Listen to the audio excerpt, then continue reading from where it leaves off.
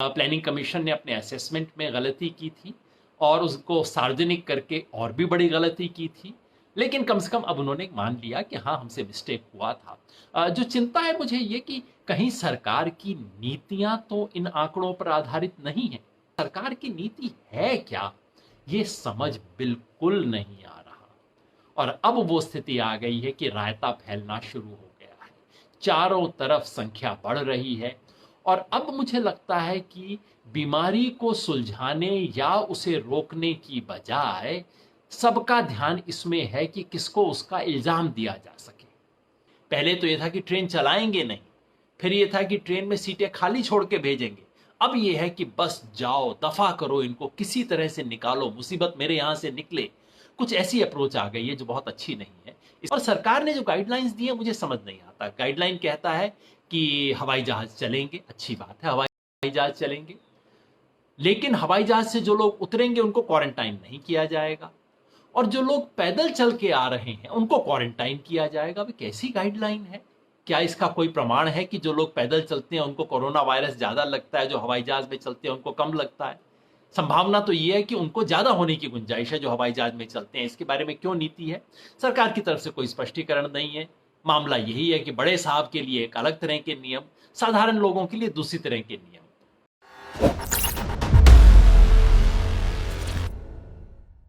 अपने विचार थे, वो तमाम विचार मैंने देश के कुछ अग्रणी बुद्धिजीवियों के सामने रखे, कुछ अर्थशास्त्रियों के सामने रखे, उनसे पूछा कि इसमें क्या बनाया जा सकता है। सबकी राय ली और सबकी राय लेके एक 7 पॉइंट एक्शन प्लान कल बनाया। मुख्य बात थी 6 बिंदु, और उस 6 बिंदु के लिए संसाधन कैसे बने उसके लिए हमने 7वां बिंदु कहा था। तो खैर, शुरुआत पहले 6 बिंदु से करते हैं, फिर 7वें बिंदु पे आऊंगा। पहला बिंदु है जो हम पहले भी चर्चा कर चुके हैं, तमाम लोग इसके बारे में रिएक्ट कर रहे हैं, तमाम लोग इसके बारे में लिख रहे हैं। कल परसों स्ट्रैंडेड वर्कर्स नेटवर्क ने भी इसके बारे में अभियान चलाया, आजीविका ब्यूरो है वो भी अभियान चला रहा है। सिंपल सवाल है, देश भर के मजदूर वापस जाना चाह रहे हैं और उनको वापस जाने के लिए कोई सुविधा मिलनी चाहिए। तो पॉइंट नंबर 1 है, अगले 10 दिन में हर उस मजदूर को जो वापस जाना चाहता है, जो अपने गांव जिसे देश बोलते हैं वापस जाना चाहता है, उसे सरकार जिम्मेवारी लेकर वापस भेजे। ये उसका व्यक्तिगत जिम्मेवारी नहीं, जैसे अभी चक्रवात आया, साइक्लोन आया, लोगों को इवैक्यूएट सरकार ने किया ना, उसी तरह से ऐसे में सरकार जिम्मेवारी ले कि वो लोगों को वापस भेजेगी। कैसे भेज सकती है? केंद्र सरकार जिम्मेवारी ले ट्रेन चलाने की, फ्री, पैसा लेके नहीं। केंद्र सरकार कहे ट्रेन और इंटरस्टेट बसेस सरकार के पैसे से चलेंगी। पिछली बार भी मैंने बताया था, इसमें कोई ट्रेन चलाने में कोई 1000 करोड़ का खर्चा है, और एडिशनली बसेस को भी देख लीजिए, 2000 करोड़ का खर्चा है, जो सरकार के लिए कुछ भी नहीं है। 20 लाख करोड़ की जहां बात हो रही है, 2000 करोड़ क्या अमाउंट होता है? ये किया जा सकता है। स्थानीय प्रशासन इसकी जिम्मेवारी ले कि जो लोग सड़क पे चल रहे हैं उनको ट्रक पे बैठा के किसी भी तरह नियरेस्ट रेलवे स्टेशन पे ले जाइए, जहां से उनको बसेस मिल सके, उनके खाने ठहरने वगैरह सबका इंतजाम किया जाए। ये हमारा न्यूनतम प्रपोजल था, और इसमें अगर जरूरत है तो सेना की मदद ली जाए। सेना इस देश की ऐसे तमाम चीजों की उपलब्ध है, ऐसे ह्यूमैनिटेरियन क्राइसिस में आर्मी काम नहीं आएगी तो कब आएगी? तो पहली बात ये। दूसरा, जो स्वास्थ्य का पक्ष है, स्वास्थ्य के पक्ष में हम हर व्यक्ति जिसको बीमारी हो या इसकी गुंजाइश हो, उसकी सारी जिम्मेवारी सरकार ले। पहला, इसके लिए जिस भी व्यक्ति को टेस्ट करवाने की आवश्यकता हो, जिसको कोई भी सिम्टम्स हो, उसका टेस्ट हो, फ्री हो, समय पे हो, बिना दुविधा के हो। जिस तरह से आज प्रॉब्लम्स आ रही है वो बिल्कुल नहीं होनी चाहिए। दूसरा, कि अगर जो टेस्ट में पॉजिटिव पाया जाता है, जिसको क्वारंटाइन करना पड़े क्वारंटाइन, हॉस्पिटलाइज करना पड़े हॉस्पिटलाइज, आईसीयू से लेके वेंटिलेटर तक, ये तमाम सुविधा स्टेट की तरफ से, सरकार की तरफ से मिलनी चाहिए। ये बीमारी ऐसी बीमारी नहीं है जिसमें कहें भाई तुम्हें बीमारी हो गई, तुम लोग अपना निपटो, तुम्हारी बीमारी है ना, ये नहीं है। इस बीमारी की सारी जिम्मेवारी लोगों के इलाज की सरकार ले, और खास तौर पे जो फ्रंट लाइन वर्कर हैं, डॉक्टर हैं, नर्स है, सफाई कर्मचारी हैं, जो भी लोग इस सब काम में लगे हैं, सिर्फ उनकी नहीं, उनके परिवार वालों का भी। अगर अगले साल भर में कहीं पे भी बीमारी होती है या उनको समस्या आती है, क्योंकि बीमारी के बाद आर्थिक प्रॉब्लम भी तो आती है, इस पूरे की जिम्मेवारी सरकार ले। और इसमें अंतिम पॉइंट है कि सरकार पूरी की पूरी सूचना जनता के सामने रखे, क्योंकि आज तो हमारे को पूरी सूचना भी नहीं आ रही है, पता भी नहीं लग रहा है। और अभी आपने देख रहे होंगे अखबारों से भी हेडलाइन धीरे धीरे गायब हो रहे हैं कि कितने केसेस हुए, कैसे हुए, सब चीजें अब थोड़ा थोड़ा गायब होती जा रही हैं। जबकि सबसे तेजी से बढ़ना शुरू हुआ है उसी वक्त हेडलाइंस बदलते जा रहे हैं, गायब होते जा रहे हैं।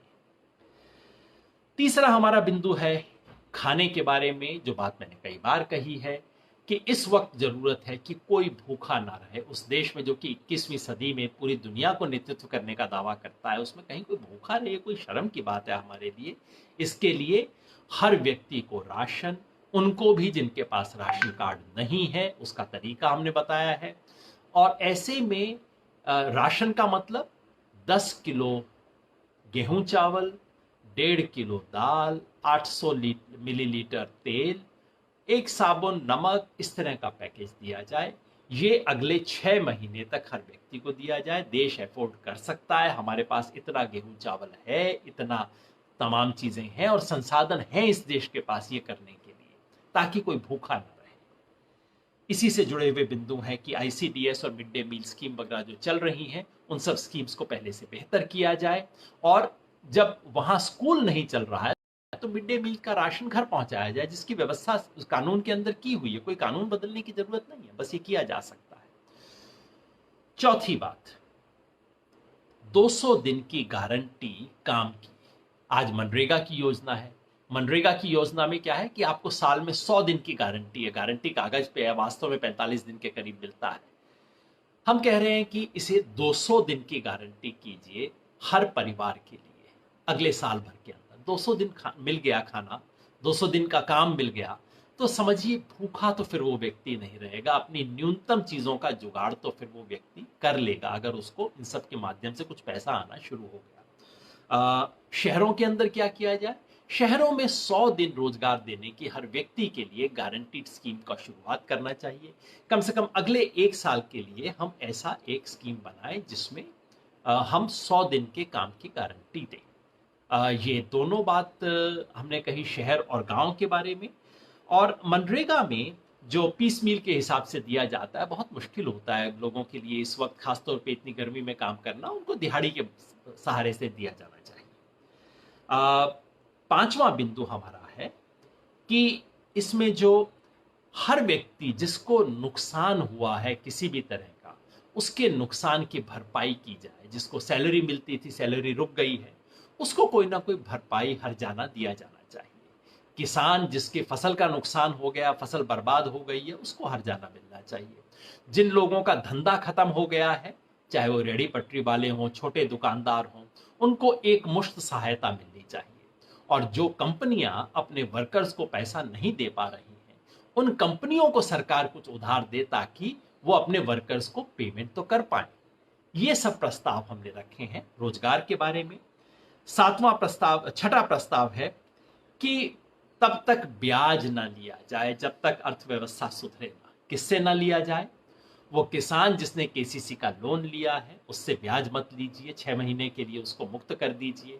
वो दुकानदार जिसने मुद्रा का छोटा लोन लिया है, व्यापारी, उद्योगपति जिसने छोटे छोटे लोन लिए हैं, मुद्रा का शिशु या किशोर लोन होते हैं, इन पे 3 महीने के लिए इनसे कर्ज वापस भी ना मांगिए और ब्याज भी फ्री कर दीजिए, कम से कम इन महीनों के लिए। इसके साथ ही साथ वहां आदिवासी इलाके के अंदर जहां बहुत ब्याज लिया जा रहा है उसको रोका जाए। और मिडिल क्लास के लिए भी, जिन लोगों ने अपना पहला मकान लेने के लिए अप्लाई किया है लोन का, उन लोगों को उस लोन से मुक्त किया जाए। 7वां बिंदु, तो मैंने कहा 6 बिंदु तो ये थे जिसके अंदर हम बात बता रहे थे कि क्या क्या देश को करना चाहिए। अब ये 6 बातें आप कहते हैं तो लोग कहते हैं भाई साहब पैसा कहां से आएगा, पेड़ पे थोड़ी उगता है, पैसे की व्यवस्था कहां होगी। सरकार भी इशारा करती है कि नहीं नहीं हमारे पास तो पैसा ही नहीं है। सो हमने सोचा कि क्या करें। इसमें एक तरीका होगा कि हम बताएं, जो मैंने पहले भी कोशिश की थी, कि एक एक आइडिया बताएं कि यहाँ पे ये टैक्स लगाया जा सकता है, यहाँ पे ये कर किया जा सकता है इत्यादि। दूसरा तरीका ये हो सकता है कि हम इसका एक सिर्फ सिद्धांत बता दें। तो हमने कहा कि हमारी 6 की 6 जो बातें हैं, पहले 6 पॉइंट्स जो हैं उस पे अटेंशन बना रहे, इसलिए हम 7वें पॉइंट के अंदर सिर्फ एक जनरल स्टेटमेंट बता देते हैं। और जनरल स्टेटमेंट ये था कि ऐसे राष्ट्रीय संकट के समय कोई भी राष्ट्रीय संपत्ति जो है उसका इस्तेमाल किया जा सकता है देश को बचाने के लिए। एक जनरल जो कि देश दुनिया में हर जगह पे जब भी कोई बड़ा संकट होता है इस्तेमाल होता है, जब भी कोई युद्ध होता है तब वो इस्तेमाल होता है। तो उसकी शब्दावली थी कि नेशनल रिसोर्सेज जो हैं, उन नेशनल रिसोर्सेज का इस्तेमाल हम किसी भी नेशनल ट्रेजेडी, जो नेशनल चैलेंज है, उस चैलेंज को ओवरकम करने के लिए हम कर सकते हैं। ये उसकी शब्दावली थी। मैं एग्जैक्ट शब्दावली निकाल रहा हूं यहां ताकि इसके बारे में मैं आपको बता सकूं। तो वो जो शब्दावली थी, उस शब्दावली को हमने जिसमें कहा था, जो उसकी वर्डिंग थी जो हमने शुरू में रखी थी, जो कल जिसके बारे में बहुत बवाल हुआ, तो मैं आपको एग्जैक्ट वो हिस्सा पढ़ के सुनाना चाहता हूं जिसके बारे में बवाल हुआ था और काफ़ी डिफरेंसेस जिसके बारे में पैदा हो गए थे, या डिफरेंसेस नहीं, जिसके बारे में क्रिटिसिज्म और वो सब कुछ हुआ था। तो वो था, उसकी शब्दावली ये थी 7वें की। हमने कहा था all the resources with the citizens or within the nation must be treated as national resources available during this crisis। इस राष्ट्रीय संकट के समय नागरिकों के पास जो है और देश के भीतर जो है उस सब को एक राष्ट्रीय संपत्ति के रूप में माना, राष्ट्रीय संसाधन के रूप में माना जाना चाहिए। और बीच में स्पष्ट किया था, चाहे वो कैश की शक्ल में हो, रियल एस्टेट की शक्ल में हो, प्रॉपर्टी, बॉन्ड वगैरह। इरादा ये था कि सिर्फ हम इसका एक सिद्धांत बता दें कि ऐसे क्राइसिस के अंदर सरकार सामान्य चीजों से बाहर जाके, सामान्य जो टैक्स वगैरह लगाती है, सरकार की तिजोरी में जो पैसा पड़ा होता है, उससे आगे जाके सरकार दूसरे रिसोर्सेज भी ले सकती है। हमने निरूपण किया इसको इस सिद्धांत के रूप में। उस समय भी हमें सोचना चाहिए था कि शायद इसको अलग तरीके से समझा जा सकता है, क्योंकि जैसे ही हम कहते हैं नेशनल रिसोर्स, तो उसको मतलब लोग ले लेते हैं नेशनल प्रॉपर्टी, नेशनलाइजेशन, जो देश में पहले कभी हुआ करता था ना, राष्ट्रीयकरण के। सरकार एकदम कहती थी कोल माइंस का नेशनलाइज कर दिया सरकार ने बैंकों का नेशनलाइज कर दिया। तो शायद लोगों के मन में ऐसी फीलिंग आएगी। ये बात हमारे ध्यान में उस वक्त नहीं आई। मैंने इसको फॉर्मुलेट किया था, तो जिम्मेवारी मुझे ही लेनी चाहिए कि इसके बारे में ऐसी इंटरप्रिटेशन हो सकती है, ये उस वक्त सोचा नहीं था। इरादा हमारा सिर्फ इतना कहना था कि इसके लिए कोई भी रिसोर्स का इस्तेमाल किया जाए, स्टैंडर्ड रिसोर्सेज से बाहर निकलिए, नए रिसोर्सेज सोचिए।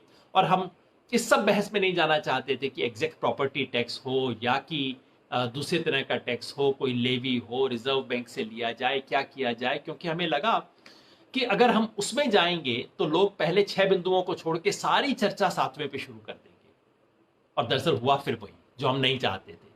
सब चीज को छोड़ के चर्चा केवल 7वें के ऊपर। पहले 6 प्रपोजल जो है, जो काम देश को तत्काल रूप में करने चाहिए, उस पे फोकस करिए, उस पे हम डिस्कस करें, क्योंकि आज समय उसके बारे में है।